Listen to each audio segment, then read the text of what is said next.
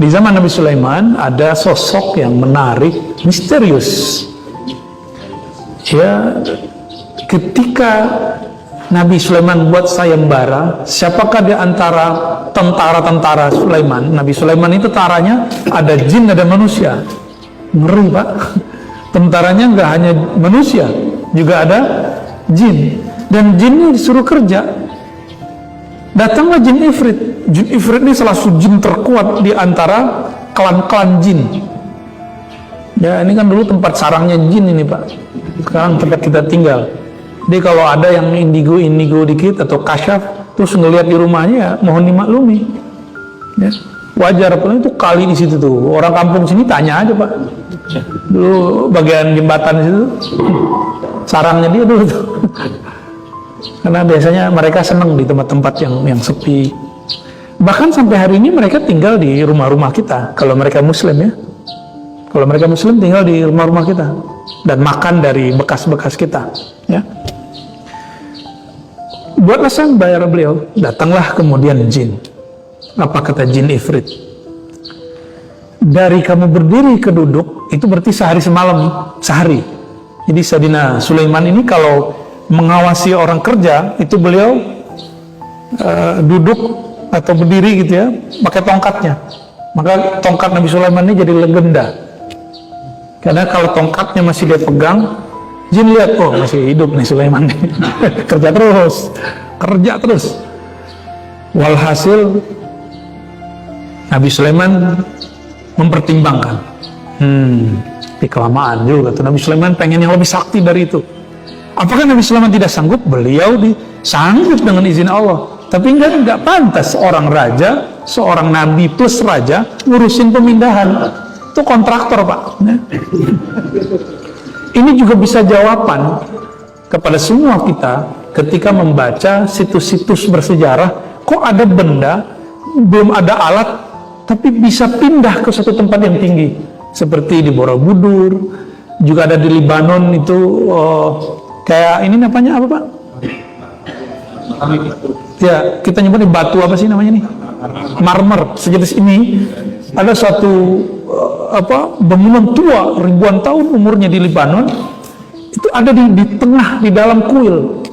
Gimana cara bawanya? Cara bawanya itu membingungkan. Belum ada alatnya, tapi bisa dibawa. Maka mulai banyaklah muncul teori-teori aneh-aneh ya. Saya tidak mau berspekulasi, kita yang baca yang ada di Quran aja ya. Sayyidina Sulaiman ketika tidak puas, tiba-tiba ada satu sosok datang. Orang ini bernama Asif bin Barkhiyah. Ya, Asif bin Barkhiyah. Syekh Abdul Qadir Jilani Al-Qutub Rabbani dalam kitab Ghunyah menyebutkan apa amalan orang ini. Sehingga dia bisa memindahkan gunung, bukit, istana. Tapi kalau Bapak yang ngamalin, saya yakin bisa, Pak. Amalan sederhana, ya Hayyu ya Qayyum. Coba Bapak amalin itu, bisa nggak mindahin masjid ini? Udah yakin saya. Beliau sudah beramal lama sekali ini. Asif bin Barkhiyah disebut orang yang diberikan ilmu daripada Alkitab, kitab suci, rahasia-rahasia kitab. Orang-orang yang memiliki ilmu ini. Nah, ini perbedaannya. Ini manusia. Apa kata beliau? Wahai baginda Nabi Sulaiman, aku saja. Kenapa? Itu kelamaan tuh katanya. Jin Ifrit kelamaan. Kamu bisa berapa saat? Sekedip mata. Tapi itu bahasa Arab menunjukkan sebentar. Bahasa Arab menunjukkan sebentar. Emang Nabi Sulaiman begitu, Pak. Kalau matanya menatap itu lama untuk kedipnya. Tapi nggak selama tongkatnya berdiri. Lama beliau begitu. Jadi jin itu sangat takut dengan tatapan mata Nabi Sulaiman. Jadi kalau nggak tongkatnya, matanya sekedip gitu.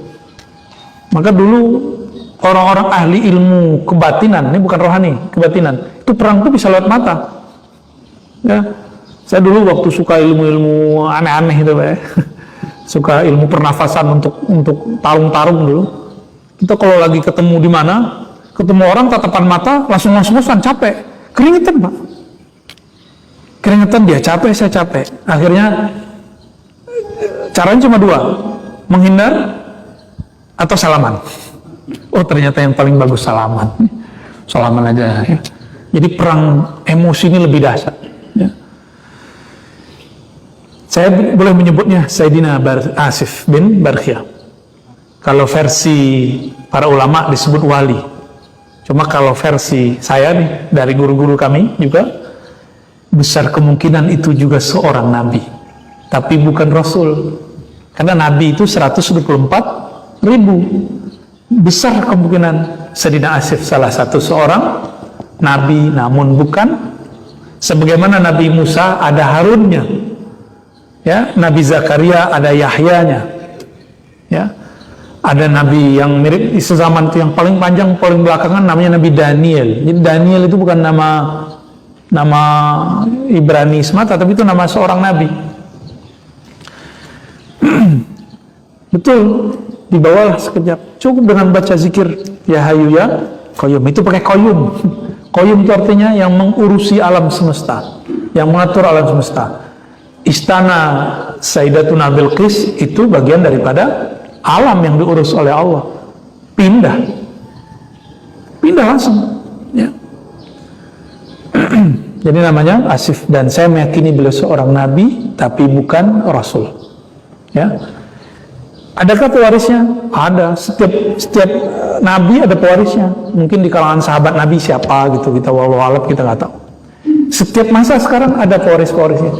Jadi setiap ulama itu Bapak 124.000, maka ulama yang wali Allah setiap masa juga nggak kurang dari 124.000. Ada yang mewarisi ilmu Nabi Adam, ilmu Nabi Nuh, ilmu Asif ya, ilmu Nabi Harun. Nah itu pasti ada terus sampai sekarang.